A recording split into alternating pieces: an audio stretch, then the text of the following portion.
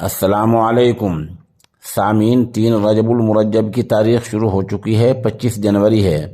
خبر کا عنوان ہے دارالعلوم دیوبند نے مولانا بستانوی کی صحت کے لیے دعا کی۔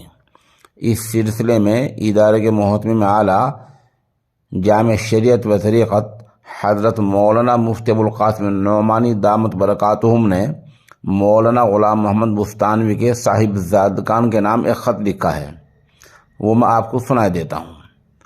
عزیزان مکرم، جناب مولانا حذیفہ بستانوی و جناب مولانا اویس بستانوی صاحبان، السلام علیکم ورحمۃ اللہ وبرکاتہ۔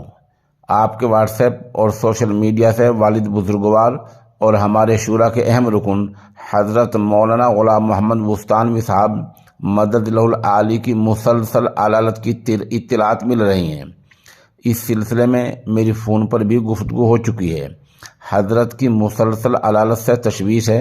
ہم اللہ تعالیٰ سے دعا کرتے ہیں کہ اللہ تعالیٰ حضرت کو صحت کاملہ عاجلہ مستمرہ عطا فرمائے اور آپ کے سائے کو ادارہ کلکوا اور دیگر سینکڑوں اداروں پر قائم و دائم رکھے۔ دارالعلوم میں بھی حضرت کی صحت یابی کے لیے دعا کرائی جا رہی ہے۔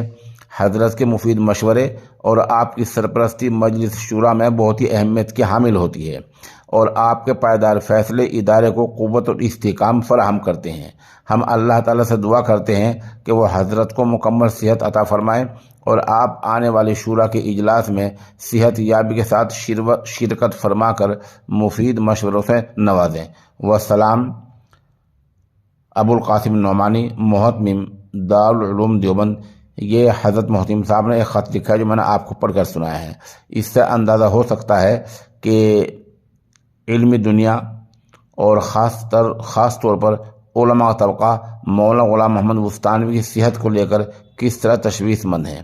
آپ سبھی ناظرین اور سامعین سے حضرت والا کی صحت کے لیے دعا کی